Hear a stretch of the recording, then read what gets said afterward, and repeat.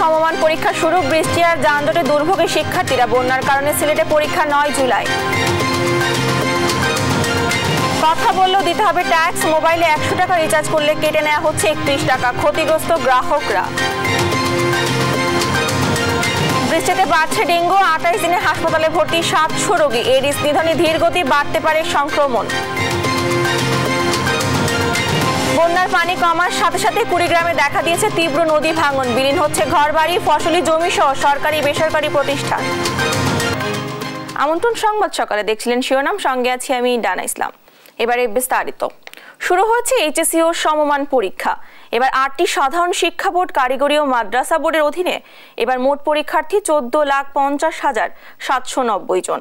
বন্যা পরিস্থিতির কারণে শুধু সিলেট বিভাগের পরীক্ষা 9 জুলাই শুরু হবে। রাজধানীতে সকাল থেকে বৃষ্টি হচ্ছে। বৃষ্টিতে রাস্তায় তৈরি হয়েছে জলাবদ্ধতা। ফলে যানজটের কারণে ঠিক সময় পরীক্ষা কেন্দ্রে আসতে দুর্ভোগে পড়েছে শিক্ষার্থীরা। এবারে পরীক্ষায় মোট শিক্ষা প্রতিষ্ঠান 2,725টি এবং কেন্দ্র সংখ্যা 9,463টি। দেশের বাইরে এবার 281টি কেন্দ্রে এইচএসসি ও সমমান পরীক্ষা আয়োজন করা হয়েছে। লিখিত পরীক্ষা শেষ হবে 11 আগস্ট। প্রশ্নপত্র ফাঁসের গুজব ও নকলমুক্ত পরিবেশে সুষ্ঠুভাবে পরীক্ষা গ্রহণে 29 জুন থেকে 11 আগস্ট পর্যন্ত সব কোচিং সেন্টার বন্ধ থাকবে। তবে বিসিএস প্রস্তুতি কোচিং খোলা থাকবে।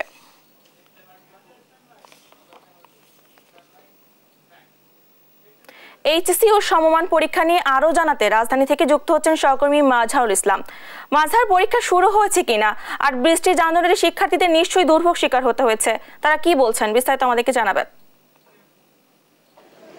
ডানা, আপনাকে ধন্যবাদ। আপনি যেমনটা বলছিলেন যে আজকে কিন্তু অর্থাৎ 30 জুন এইচএসসি এবং সমমানের পরীক্ষা 2024 শুরু হয়েছে এবং আপনি যেমনটা বলছিলেন যে সকাল থেকে বৃষ্টি হওয়ার কারণে কিন্তু শিক্ষার্থী এবং অভিভাবক যারা পরীক্ষার কেন্দ্রে আসছেন তাদেরকে কিন্তু দুর্ভোগে পড়তে হয়েছে। বিশেষ করে যারা শিক্ষার্থী তারা কিন্তু ব্যাপক দুর্ভোগে পড়েছেন এবং আমরা কিন্তু দেখেছি যে অনেক পরীক্ষার্থী একেবারে ভিজে টইটম্বর এবং তাদের জামা কাপড় ভিজে যাওয়ার ফলে কিন্তু তাদেরকে পরীক্ষার কেন্দ্রে আসতে যেমন দুর্ভোগে পড়তে হয়েছে, একই সাথে ভারী বৃষ্টির কারণে তাদের জামা কাপড় ভিজে যাওয়ার কারণে পরীক্ষার হলে প্রবেশ করে পরীক্ষা দেওয়া কিন্তু তাদেরকে দুর্ভোগে পড়তে হবে।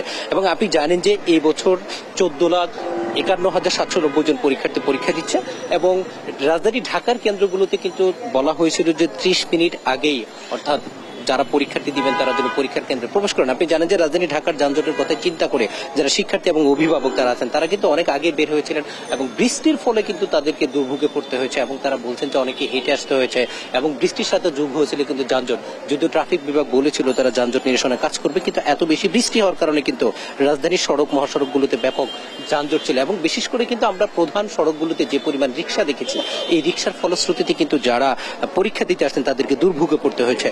আপনাকে বলে রাখি, বৃষ্টির কারণে পরীক্ষার্থীরা যথাসময়ে তাদের প্রবেশ করতে কষ্ট হলেও তারা কিন্তু করেছে এবং পরীক্ষার কেন্দ্র থেকে যেটা বলা হয়েছে যথাসময়ে কিন্তু পরীক্ষা শুরু হয়েছে, অর্থাৎ 10টায় যে নির্ধারিত সময় ছিল সেই নির্ধারিত সময়ের মধ্যেই মূলত পরীক্ষা শুরু হয়েছে। এবং এই যে দুর্ভোগ, আমরা যদি একটু অভিভাবকদের সাথে কথা বলি, আপনারা যে আসছেন সকাল থেকে, কেমন বৃষ্টিতে কেমন দুর্ভোগে পড়তে হয়েছে? অনেক অনেক বৃষ্টিতে প্রত্যেকটা ছেলে মেয়ে ভিজে তাদের মন মানসিকতার যে একটা পরিবর্তন আসছে অত্যন্ত ক্ষতিকর, অত্যন্ত কষ্টদায়ক এটা। আর এইভাবে যদি বৃষ্টি 2-3 দিন থাকে অত্যন্ত কষ্টদায়ক হবে ছেলেদের পরীক্ষাটা শেষ করা। আপনি যেমনটা শুনছিলেন, আমরা আরেকজন অভিভাবকের সাথে একটু কথা বলি যে তারা কেমন দুর্ভোগে পড়েছেন এবং তাদের কতটা কষ্ট হয়েছে। অনেক কষ্ট হয়েছে বাচ্চারা, আমরা তো টেনশন করছি যে হয়তো জ্বরে ভুগবে, ওরা জ্বর আসতে পারে, এরকম অনেক টেনশন আছে। আপনারা যেমন শুনছিলেন যে অভিভাবকরা কিন্তু উদ্বিগ্ন যে এই বৃষ্টিতে ভিজে পরবর্তী যে পরীক্ষাগুলো আছে তাতে শিক্ষার্থীদের জ্বর আসে কিনা বা তারা অসুস্থ হয়ে পড়েন কিনা, এই বিষয়টা কিন্তু শিক্ষার্থীদেরকে ভোগাচ্ছে এবং এই অভিভাবকদের ভোগাচ্ছে এবং তারা টেনশন করছেন। আমরা যদি আরেকজন অভিভাবকের সাথে একটু কথা বলি, সকাল থেকে পরিবেশটা কেমন ছিল বাট এখন তো পরীক্ষা শুরু হয়েছে, কেমন বলা যায় যে সকাল 8টা পর্যন্ত পরিবেশটা খুবই ভালো ছিল এবং ওই সময় যে সমস্ত ছাত্ররা বেরিয়ে আসছে অনেকে এসে কেন্দ্রে পৌঁছাতে পারছে। বাট 8টার পরে যে বৃষ্টি নামছে, এই বৃষ্টিতে অনেক অভিভাবক তার বাচ্চা নিয়ে রাস্তায় দেখা গেছে যে ভিজতে ভিজতে হাঁটতে চলে আসছে। রিক্সা পাওয়া যায় না, গাড়ি পাওয়া যায় না, কোনো সিএনজি পাওয়া যায় না, মোটামুটি একটু ভোগান্তির ভেতরেই আজকে পরীক্ষাটা। আপনি যেমনটা শুনছিলেন, আমরা এখন একটু শুনি যে আসলে ছেলেমেয়েরা কেমন রেজাল্ট প্রত্যাশা করছেন, কেমন প্রস্তুতি নিয়েছে আপনার ছেলেমেয়েরা। আসলে রেজাল্ট যাই হোক, প্রস্তুতিটা একটু টাইম কম পাইছে বাচ্চারা। যেখানে 2 বছরের কোর্স, ওইখানে ওরা 1 ফেব্রুয়ারিতে নটরডেমে যারা ক্লাস পাইছে, 1 ফেব্রুয়ারিতে ক্লাস হয়ে 1 ফেব্রুয়ারি ক্লাস সাসপেন্ড হয়েছে। এর মধ্যে বন্ধ গেছে, রোজা পূজা সবকিছু বন্ধ গেছে, রাজনৈতিক কারণেও কিছু সমস্যা হচ্ছে। ক্লাস সেকেন্ড ইয়ারের দিকে ক্লাসটা একটু টানে দৌড়াইতেই হয়েছে বাচ্চাদের। একটু হিমশিমি খাইছে। আপনি যেমনটা শুনছিলেন, তারা বলছিলেন যে রাজনৈতিক বা বিভিন্ন কারণে তারা সময় কম পেয়েছেন এবং তারা বলছেন ছেলে মেয়েদের একটু হিমশিমি খেতে হয়েছে। তবে তারপরও তারা প্রত্যাশা করছেন যে তাদের ছেলে মেয়েরা ভালো রেজাল্ট করবেন এবং তাদের শিক্ষার্থীরা ভালো রেজাল্ট করবেন এবং তাদের ছেলে মেয়েরা তাদের যে প্রত্যাশা নিয়ে পরীক্ষার হলে আসছেন সেটাই কিন্তু তাদের পূরণ হবে এমন প্রত্যাশা। এত দুর্ভোগের পরও পরীক্ষা শুরু হয়েছে যথাসময়ে। এই ছিল আমার কাছে রাজধানীর বেইলি রোড থেকে আজকের পরীক্ষা সম্পর্কে সর্বশেষ তথ্য। মাঝহার, ধন্যবাদ আপনাকে। রাজধানী বেইলি রোড থেকে আমাদের সঙ্গে সরাসরি যুক্ত ছিলেন আমাদের সহকর্মী।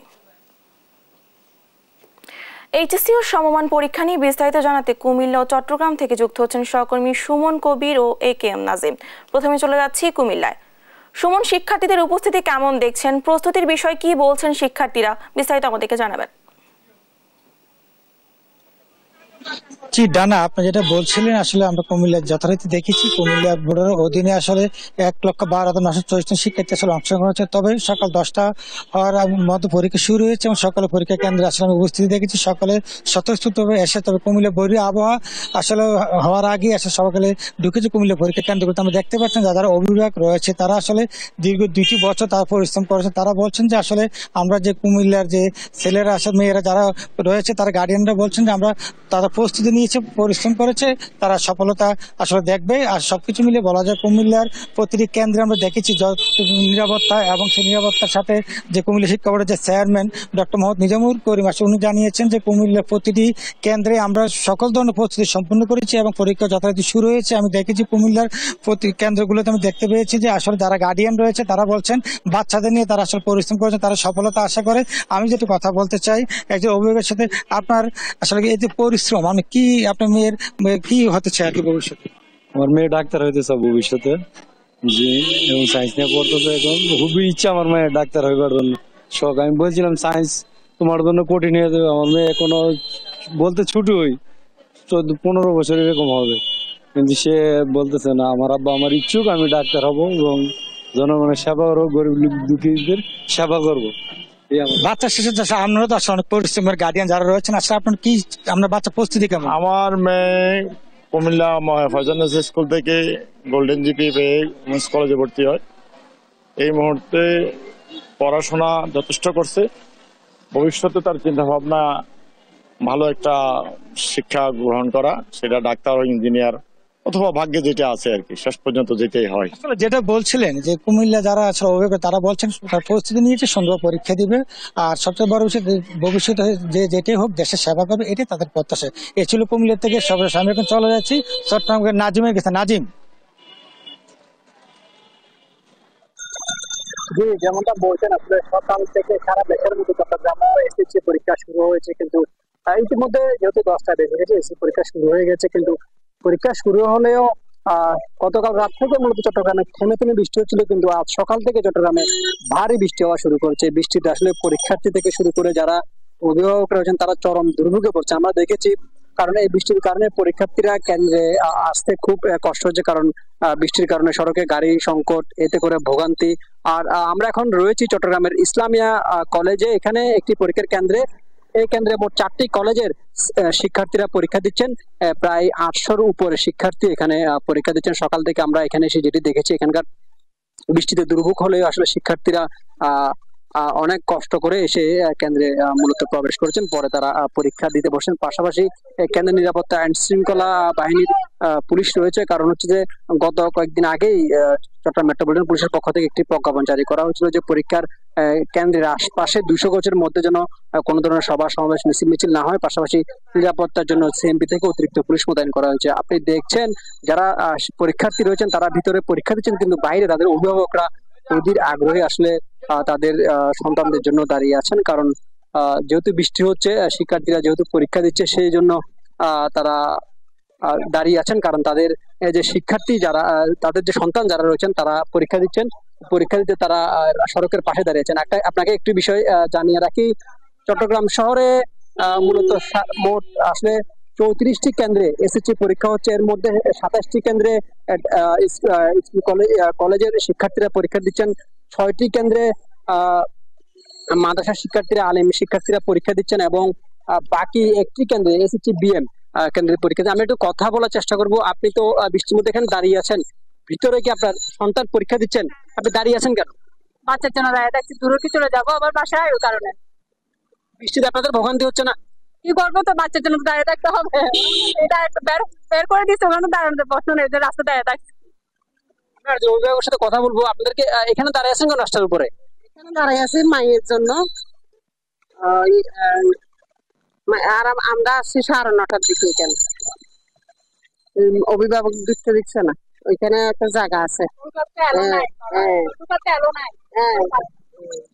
এখানকার যারা অভিভাবক রয়েছেন তারা যেটি বলছেন, কারণ কলেজের একটা পাশে জায়গা থাকার পরেও এখানকার যারা আইন শৃঙ্খলা বাহিনীর সদস্য রয়েছেন তারা অভিভাবকদের বের করে দিয়েছেন, যেহেতু তারা থাকতে পারবেন না। আসলে বলা যায় বৃষ্টিতে যারা অভিভাবকরা রয়েছেন তারা অনেক ভোগান্তির মধ্যে রয়েছেন। ভোগান্তির কারণে আসলে যারা পরীক্ষার্থী থেকে শুরু করে এখানকার যারা অভিভাবক রয়েছেন তাদের মধ্যে চরম ভোগান্তি ধারণ করছে। ভোগান্তির মধ্যেও আসলে পরীক্ষার্থীরা পরীক্ষা দিচ্ছেন। আর তিন হচ্ছে যে বৃষ্টির কারণে চট্টগ্রামের কিছু কিছু অংশে আমরা যেটা জেনেছি জলাবদ্ধতার সৃষ্টি হয়েছে, এতে করে সাধারণ মানুষের ভোগান্তি আরো বেড়েছে। এই ছিল চট্টগ্রাম থেকে আমার কাছ থেকে সর্বশেষ। ধন্যবাদ আপনাদেরকে। এইচএসসি সমমান পরীক্ষা নিয়ে বিস্তারিত জানাচ্ছিলেন আমাদের সহকর্মীরা। কথা বললেও দিতে হবে ট্যাক্স। মোবাইলে 100 টাকা রিচার্জ করলে কেটে নেওয়া হচ্ছে প্রায় 31 টাকা। নতুন অর্থ বছরে ইন্টারনেট প্যাকেজেও একই দশা। দ্রব্যমূল্যের চড়া বাজারে এ যেন মরার উপর খাড়ার ঘা। এ ধরনের কর চাপিয়ে দেওয়ার গ্রাহকরা ক্ষতিগ্রস্ত হচ্ছেন বলে মন্তব্য করেন টেলিকম বিশেষজ্ঞরা। বিস্তারিত জান্নাতুল মোহনার প্রতিবেদনে। আমরা আগে মনে করেন যে 30 টাকা 20 টাকা 25 টাকা ঢুকাইলে দেওয়া যায়, অনেকক্ষণ কথা করতে পারতাম। আর এখন দেওয়া যায় যে 50 টাকা ঢুকাইলেও অল্প কত কথাগুলি কয়েকটা শেষ। কারণটা কি? ভোলার জেলে থেকে অফিসগামী সহ সর্বস্তরের মানুষই এখন এমন সমস্যার সম্মুখীন। 2041 সালের মধ্যে স্মার্ট বাংলাদেশ গড়তে প্রয়োজন তৃণমূল মানুষের দুয়ার পর্যন্ত ইন্টারনেট সেবা পৌঁছে দেয়া। অথচ সাধ্যের মধ্যে মোবাইলে কথা বলা কিংবা ইন্টারনেট ব্যবহারের সুবিধা দেওয়ার প্রয়োজন হলেও বেড়েই চলেছে মোবাইল কল রেট, ইন্টারনেট আর সিমের দাম। দ্রব্যমূল্যের চড়া বাজারে এ যেন মরার উপর খাড়ার ঘা। ফোনের কল রেট যদি সহনীয় পর্যায়ে থাকে তাহলে আমাদেরও খরচ কম হয়। মোবাইলে টাকা ভরার সাথে সাথেই টাকা শেষ হয়ে যায়। যারা সাধারণ পাবলিক 10,000 15,000 টাকা যারা বেতন পায় তাদের আসলে মোবাইল ইউজ করাই উচিত না। এখন যে নেটের অবস্থা, 500 টাকার নিচে তো আসলে মাসিক কোনো প্যাক নাই। আছে কথা বলা সংক্ষিপ্ত করে দিয়েছি বলতে হয়। যে জিনিসটা আমি স্মার্টলি ইউজ করবো সেটার মধ্যে যদি কর আরোপ করে, তাতে আমার স্মার্ট বাংলাদেশে তো আসলে মুখ্য বিষয় তখন দাঁড়াতে হবে না। আমরা তো ডে বাই ডে চিন্তা করি যে আমরা আরও কম খরচে ইন্টারনেট বা টক টাইম ইউজ করতে পারি, কিন্তু ডে বাই ডে এগুলো বেড়ে যাচ্ছে। 2024-25 অর্থ বছরের প্রস্তাবিত জাতীয় বাজেটে মোবাইল ফোনের কল রেটে এবং নেট রেটের উপর সম্পূরক শুল্ক 5% বাড়ানো হয়েছে। আগে 15% ভ্যাট এবং 15% সম্পূরক শুল্ক দিতে হতো গ্রাহকদের। এর সঙ্গে ভোক্তাদের 1% সারচার্জও দিতে হচ্ছে। প্রস্তাবিত বাজেট ঘোষণার পরপরই নতুন এ শুল্ক হার কার্যকর করে মোবাইল ফোন অপারেটরগুলো। আগে 100 টাকা রিচার্জে কাটত 27 টাকা, কিন্তু নতুন অর্থ বছরে 100 টাকা রিচার্জে কাটা হচ্ছে 30.65 টাকা। আর 100 টাকার ইন্টারনেট প্যাকেজের পূর্ব শুল্ক ছিল 27 টাকা, এখন সে প্যাকেজের শুল্ক 30.65 টাকা। আগে গ্রাহক 100 টাকায় 73 টাকার ইন্টারনেট ব্যবহার করত, এখন 69 টাকা 35 পয়সার ইন্টারনেট ব্যবহার করেন। এই খাতে কর চাপিয়ে গ্রাহকদের ক্ষতিগ্রস্ত করা হচ্ছে বলে দাবি করেন টেলিকম বিশেষজ্ঞরা। অপারেটরদের উপর এরকম ট্যাক্সের বার্ডেন যদি যায়, সেটা তো ইনডাইরেক্ট ট্যাক্স অলওয়েজ গ্রাহকের কাছে চলে যায়। তাহলে এটা তো আলটিমেটলি জনগণের সেবা হচ্ছে না, তাই না? জনগণকে আরও বেশি চাপের মুখে রাখা হচ্ছে এবং তাদের আর্থিক ক্ষমতার বাইরে এই সেবাটা চলে যাচ্ছে। বর্তমানে মোবাইল ফোনে ইন্টারনেট ব্যবহার করেন প্রায় 13 কোটি মানুষ, যা মোট জনগোষ্ঠীর 2/3। তবে আর্থিক অসচ্ছলতার কারণে ইন্টারনেট ব্যবহার তো দূরের কথা, স্মার্টফোন ব্যবহারে অক্ষম সে সংখ্যাও কম নন। জান্নাতুল মোহনা, দেশ টিভি, ঢাকা। নিয়মিত বিরতিতে বৃষ্টি হয়, বাড়ছে ডেঙ্গু। স্বাস্থ্য অধিদপ্তরের হিসেবে চলতি মাসের 28 দিনে আক্রান্ত হয়ে হাসপাতালে ভর্তি হয়েছে প্রায় 700 জন। তবে গেল বছরের তুলনায় একই সময়ের তুলনায় এই সংখ্যা 8 গুণ কম। জরিপে দেখা গেছে এবার মশার ঘনত্ব যে কোনো বছরের চেয়ে বেশি। সে তুলনায় আক্রান্তের হার নিয়ে আত্মতুষ্টির সুযোগ নেই বলে মনে করছেন বিশেষজ্ঞরা। এডিস নিধনে কার্যক্রম ধীর গতি এলে সংক্রমণ মাত্রা ছাড়িয়ে যেতে পারে বলে সতর্ক করেছেন বিশেষজ্ঞরা। বিস্তারিত হাসান মাহমুদের রিপোর্টার। বাড়তে শুরু করেছে মুগদা হাসপাতালের ডেঙ্গু ওয়ার্ডের পরিধি। নিয়মিত বৃষ্টিতে ধীরে ধীরে বাড়ছে আক্রান্তের হার। শনিবার হাসপাতালটিতে ভর্তি হয় 14 রোগী। তবে গেল বছরের তুলনায় এ সংখ্যা অনেকটাই কম। স্বাস্থ্য অধিদপ্তরের তথ্য অনুযায়ী গেল বছর জুন মাসে ডেঙ্গু নিয়ে হাসপাতালে ভর্তি হয় প্রায় ৬,০০০ রোগী। চলতি বছর সেই সংখ্যা ৭০০ ঘরে। মে জুনে আক্রান্তের চিত্র অনেকটা একই রকম। আক্রান্তদের মধ্যে হাসপাতালে ভর্তির সংখ্যা বাড়লেও উপসর্গ এখনো অনেকটাই মৃদু। 2-3 দিন যাবৎ প্রচন্ড জ্বর, মাথা ব্যথা, এগুলোই তো মূলত বমিও ছিল, প্রচন্ড বমি ভাবছিল। বুঝতে পারি না যে ডেঙ্গু হয়েছে, এমনি ভাবছিলাম যে এমনি জ্বর বা ভাইরাস জ্বর, পরে রক্ত টেস্ট করে দেখি না ডেঙ্গু হয়েছে। আর যে কোনো পরিস্থিতি মোকাবেলায় যথেষ্ট প্রস্তুতি আছে বলে জানান হাসপাতাল পরিচালক। ডেঙ্গুর যে সবচেয়ে বড় পরীক্ষা সিবিসিতে এখন 24 ঘন্টা হসপিটালের ব্যবস্থা করা গেছে। আগে তো সকাল 8টা থেকে রাত 8টা পর্যন্ত, এখন 24 ঘন্টা এই পরীক্ষাটা করা যাবে। তারপরে আফ্রেসিস মেশিন, এখন একটা না 2টা আফ্রেসিস মেশিন রেডি। যদি কখনো প্লেটলেট দরকার হয় এটা দিতে আমার সর্বোচ্চ 40 থেকে 50 মিনিট ডোনার অ্যাভেলেবল থাকলে 50 মিনিটে আমি একটি প্লেটলেটকে দ্রুত রেডি করে দিতে পারবো। চলতি বছর মশার ঘনত্ব যে কোনো সময়ের সবচেয়ে বেশি। তবে সচেতনতা, স্থানীয় সরকারের দৃশ্যমান তৎপরতা এবং দেরিতে বৃষ্টি শুরু হওয়ায় রোগী ভর্তি কিছুটা কম। তবে ঢাকার বাইরের পরিস্থিতি অবনতি হতে পারে বলে সতর্ক করছেন কীটতত্ত্ববিদরা। ঢাকার বাইরে এখন এডিস মশার ঘনত্ব অনেক বেশি।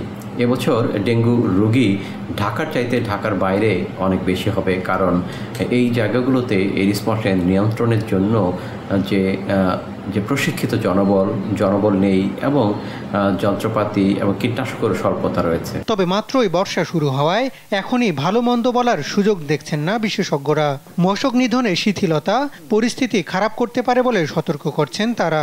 মশার বাসস্থান, প্রজননস্থান এগুলোকে ধ্বংস করার জন্য লাগাতার যে কর্মসূচি সেটা চালিয়ে যাওয়া দরকার।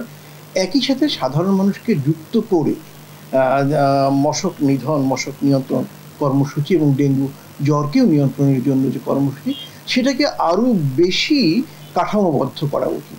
তা না হলে কিন্তু যে কোনো সময় ডেঙ্গু একটা মারাত্মক রূপে আবার আবির্ভূত হতে পারে। তবে এবার ডেঙ্গুতে মৃদু উপসর্গ থাকায় হাসপাতালে ভর্তি কিছুটা কম বলেও জানান বিশেষজ্ঞরা। হাসান মাহমুদ, দেশ টিভি, ঢাকা। সংবাদ সকালে আরো থাকছে।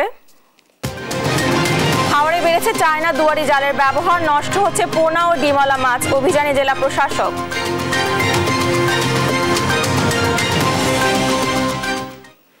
বন্যার পানি কমার সাথে সাথে কুড়িগ্রামে দেখা দিয়েছে তীব্র নদী ভাঙন। এতে ধরলা ও ব্রহ্মপুত্র বাড়ের উলিপুর, চিলমারি ও রৌমারী ও সদর উপজেলার বেশ কয়েকটি স্থান হচ্ছে নদী গর্ভে বিলীন। ফলে ভাঙনের কবলে ঘর বাড়ি, ফসলি জমি ও সরকারি বেসরকারি প্রতিষ্ঠান।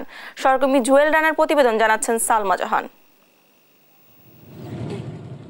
এভাবেই ধরলা ও ব্রহ্মপুত্রে বিলীন হচ্ছে উলিপুর উপজেলার বেগমগঞ্জ ইউনিয়ন।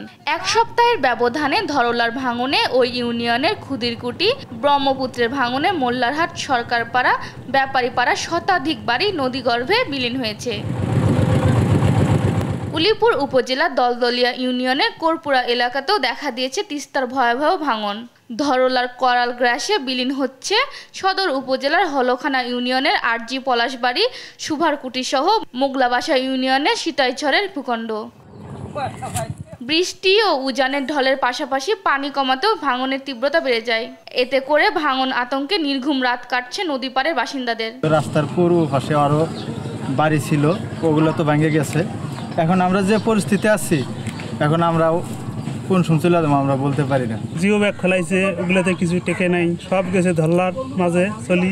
অনেকেই ঘর বাড়ি ফাঁকা স্থানে সরিয়ে নিচ্ছে। ক্ষতিগ্রস্তদের অভিযোগ, এখন পর্যন্ত স্থানীয় জনপ্রতিনিধি কিংবা প্রশাসনের কোনো কর্তা ব্যক্তি এগিয়ে আসেনি তাদের সাহায্যে। আমরা রাস্তাঘাটে পড়ে আছি, সরকারি আঙ্গুর যদি সাহায্য যদি কিছু করে আমরা ইউনিয়ন বোর্ড থেকে জিও ব্যাগের মাধ্যমে যদি এখনো কোনো কাজ করা হয়, যদি বস্তা ফেলানো হয়, তাহলে এলাকাবাসী সহ স্থাপনাগুলো রক্ষা পাবে। ভাঙন রোধে জিও ব্যাগ ফেলা হয়েছে এবং স্থায়ী সমাধানের প্রকল্পের প্রস্তাবনা জমা দেওয়ার কথা জানায় পানি উন্নয়ন বোর্ড। আমাদের এইসব ভাঙন কবলিত স্থান সময় পার্মানেন্ট স্থায়ী ব্যবস্থা হিসেবে আমরা বিভিন্ন প্রকল্প দাখিল করেছি। আমাদের কুড়িগ্রাম জেলায় 4টি প্রকল্প অলরেডি চলছে। এছাড়াও ব্রহ্মপুত্রের বাম তীরে ভাঙন রোধে আমরা একটি প্রকল্প মন্ত্রণালয়ে দাখিল করেছি। সমস্যা নিরসনে দ্রুত পদক্ষেপ নেওয়ার দাবি ভাঙন কবলিত এলাকাবাসীর। নিউজ ডেস্ক, দেশ টিভি। দেখছেন সংবাদ সকাল।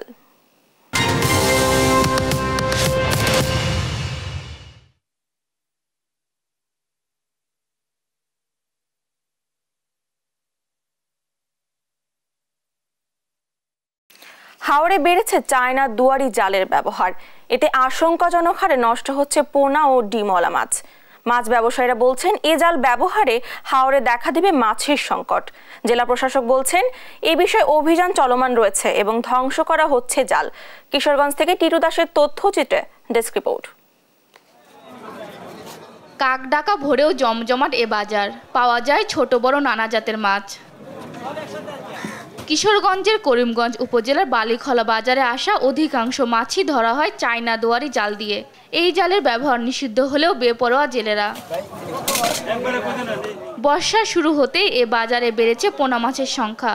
নিষিদ্ধ জালে আটকে পড়া মাছের মধ্যে বোয়াল মাছের পোনার সংখ্যাই বেশি।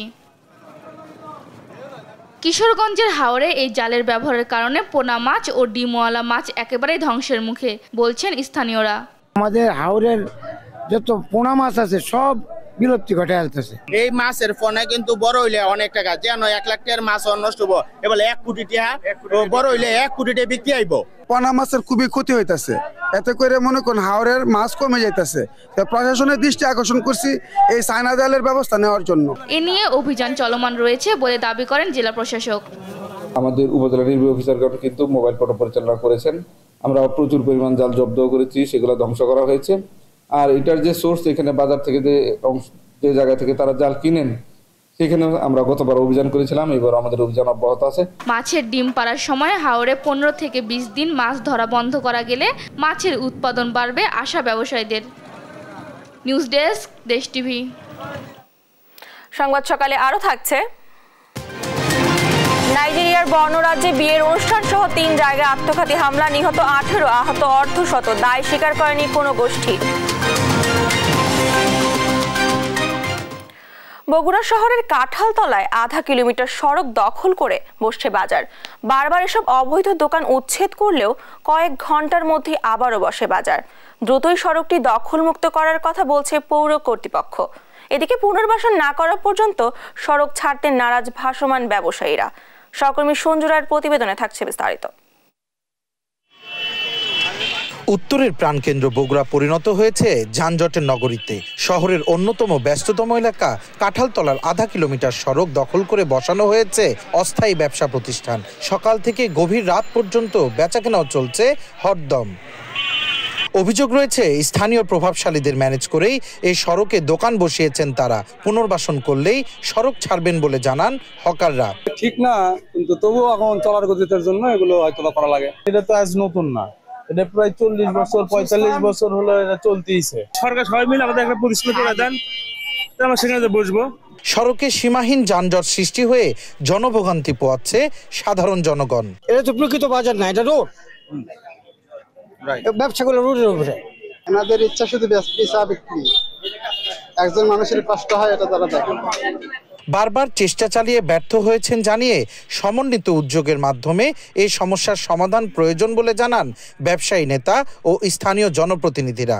এদেরকে যদি জেলা প্রশাসন থেকে কোনো সহযোগিতা করে কোনো পুনর্বাসন সৃষ্টি করা হয়, তাহলে কিন্তু আমরা অনেকটা হলো মানে রেহাই পাই। পৌর প্রশাসন বলেন, পুলিশ প্রশাসন বলেন, জেলা প্রশাসন বলেন, সার্বিকভাবে এবং জনপ্রতিনিধি সহ সবাই সহযোগিতা একটা উদ্যোগ নেওয়া যায়, তাহলে সম্ভব। পুনর্বাসনের দায়িত্ব তাদের নয় জানিয়ে শিগগিরই সড়ক সংস্কার করে দখলমুক্ত করার কথা জানায় পৌর কর্তৃপক্ষ। যানজট নিরসনকল্পে যে ভ্রাম্যমাণ আন্দোলন, এটি চলমান প্রক্রিয়া। রাজাবাজার রোডটা আমরা চালু করবো, আবার ওয়ানওয়ে রোড করে দেবো। তারা যদি সবটা চালু থাকে তাহলে এই দোকানগুলো হয়তো ওইভাবে বসতে পারবে না। দীর্ঘদিন যান চলাচলের অনুপযোগী পৌর এলাকার এই সড়ক দখলমুক্ত করতে পৌরসভাকে আরো দায়িত্বশীল ভূমিকা পালনের আহ্বান জানায় পুলিশ। শহরের যানজটের ক্ষেত্রে শহরের বিভিন্ন জায়গাগুলোতে এখানে পৌরসভার খুবই গুরুত্বপূর্ণ একটা ভূমিকা আছে। সেই ক্ষেত্রে আপনারা পৌরসভার ভূমিকাকে আমরা আরো বেশি তাদের গতিশীল ভূমিকাকে আশা করি। ভাসমান ব্যবসায়ীদের পুনর্বাসন করার মাধ্যমে দ্রুত দখলমুক্ত করা হবে কাঁঠালতলা সড়ক, এমনটাই প্রত্যাশা সবার। সঞ্জু রায়, দেশ টিভি, বগুড়া। বেহাল খুলনা মেডিকেল কলেজ মর্গের লাশ রাখার জন্য নেই প্রয়োজনীয় ফ্রিজ। আধুনিক যন্ত্রপাতির রয়েছে সংকট। লাশ ময়নাতদন্তে পদে পদে ভোগান্তি পোহাতে হচ্ছে ফরেনসিকের সাথে সম্পৃক্ত সবাইকে। নূর ইসলাম রাকির তথ্য ছবিতে জানাচ্ছেন ফয়জান ইসলাম। খুলনা বিভাগের 10 জেলা থেকে বছরে গড়ে 600 থেকে 700 লাশ আসে খুলনা মেডিকেল কলেজের মর্গে। এসব রোগীর ময়নাতদন্তের জন্য পদে পদে বিপত্তিতে পড়তে হয় ফরেনসিকের সাথে সম্পৃক্ত সকলকে। দীর্ঘদিন ধরে লাশ রাখার 2টি ফ্রিজই নষ্ট রয়েছে। অভিজ্ঞ চিকিৎসক না থাকায় প্রভাষকের দিক নির্দেশনায় লাশ ময়নাতদন্ত করা হয়। সেই সঙ্গে ময়নাতদন্তের জন্য প্রয়োজনীয় কোনো সরঞ্জামই নেই এই মর্গে। গত বছর 552টি ময়নাতদন্ত হয়েছে এই মেডিকেলে। ভিকটিম পরীক্ষা করা হয়েছে 276টি। এবছর 319টি ময়নাতদন্ত সহ 127 ভিকটিমের বয়স নির্ধারণের কাজ করা হয় মর্গটিতে। কোনো আধুনিক যন্ত্রপাতি না থাকায় ছেনি ও বাটল দিয়ে করতে হয় কাটাছেঁড়ার কাজ। ফলে লাশের ময়নাতদন্তে লাগে বেশি সময়। আমাদের আধুনিক যন্ত্রপাতি নেই বললেই চলে।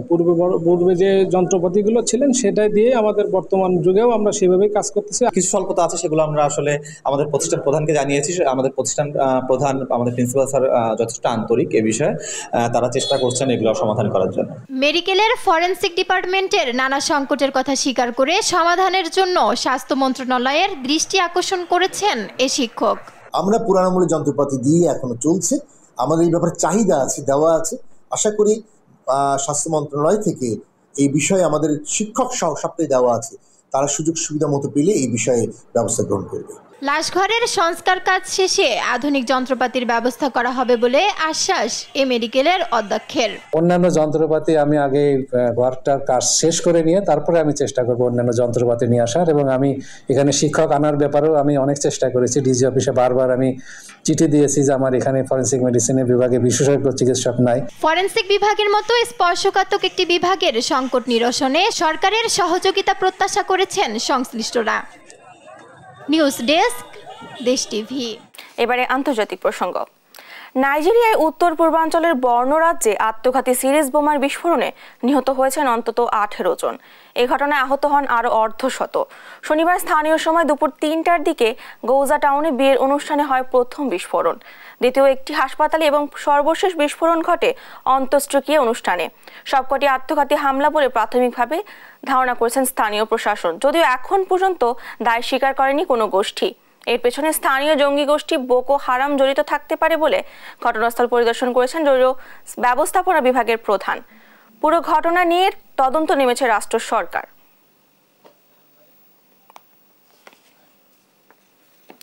উপত্যকায় যুদ্ধবিরতি নিয়ে এখন পর্যন্ত কোনো অগ্রগতি নেই, এমনটাই জানিয়ে হতাশ প্রকাশ করেছেন হামাসের এক শীর্ষ নেতা।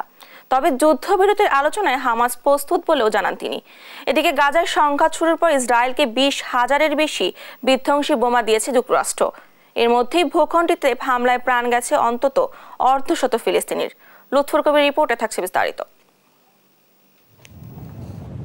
ফিলিস্তিনের গাজা ভূখণ্ডের ভেতর ও বাইরে ছুটছে ইসরায়েলি বাহিনীর ভারী ট্যাঙ্ক। প্রাণহানির ভয়ে জনশূন্য সীমান্ত এলাকা। কিছুক্ষণ পরপর আকাশ ও ট্যাঙ্ক থেকে থেমে থেমে বোমার বিস্ফোরণে কেঁপে উঠছে উপত্যকা।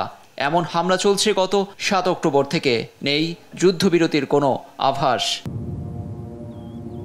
আগের দিনের চেয়ে শনিবারও উপত্যকা জুড়ে হামলায় প্রাণ গেছে নারী, শিশুসহ বহু ফিলিস্তিনির। এ নিয়ে প্রাণহানি ছড়ালো 37,800। গাজার মাটিকে ছিন্ন ভিন্ন করতে সবচেয়ে বেশি ব্যবহৃত হয়েছে মার্কিন গোলাবারুদ। যুদ্ধের শুরু থেকেই মিত্র ইসরায়েলকে অভাবনীয় সমর্থন জানিয়ে প্রকাশ্যেই প্রচুর সামরিক সহায়তা দিয়ে আসছে বাইডেন প্রশাসন। এ প্রসঙ্গে 2 মার্কিন কর্মকর্তা জানান, সরবরাহের মধ্যে 2000 পাউন্ডের 10,000-এরও বেশি বিধ্বংসী বোমা এবং হাজার হাজার হেলফায়ার ক্ষেপণাস্ত্র রয়েছে। শুধু রাফা ইস্যুতেই মাত্র 1টি বোমার চালান স্থগিত করেন প্রেসিডেন্ট বাইডেন। সম্প্রতি নেতানিয়াহু দাবি করেছেন শীঘ্রই আরও চালান পেতে যাচ্ছে তেল আবিব। গাজায় যুদ্ধবিরতি নিয়ে কোনো অগ্রগতি নেই বলে জানিয়েছে স্বাধীনতাকামী সংগঠন হামাস। দলটির এই শীর্ষ নেতা ব্রিফিংয়ে জানান, নতুন আলোচনায় প্রস্তুত তারা। যুদ্ধবিরতির প্রশ্নে যে আলোচনা হয়েছিল তার বাস্তব কোনো অগ্রগতি এখন পর্যন্ত নেই। কোনো পরিবর্তন ছাড়াই ইসরায়েলের ছুড়ে দেয়া শর্তগুলো মেনে নিতে হামাসের উপর চাপ সৃষ্টির চেষ্টা করছে যুক্তরাষ্ট্র। তবে উপত্যকা থেকে সব সেনা প্রত্যাহারের শর্তে কার্যকর স্থায়ী যুদ্ধবিরতিতে যেতে ইতিবাচক হামাস। এদিকে ইসরায়েলের অধিকৃত ফিলিস্তিনের পশ্চিম তীরে নতুন করে 5টি বসতি অনুমোদনের প্রতিশ্রুতি দিয়েছেন নেতানিয়াহু সরকারের এক মন্ত্রী। এ ঘটনায় নিন্দা জানিয়েছে আরব লীগ, ইউরোপীয় ইউনিয়ন, মিশর, সৌদি আরব এবং কাতার। লুৎফর কবির, নিউজ ডেস্ক, দেশ টিভি।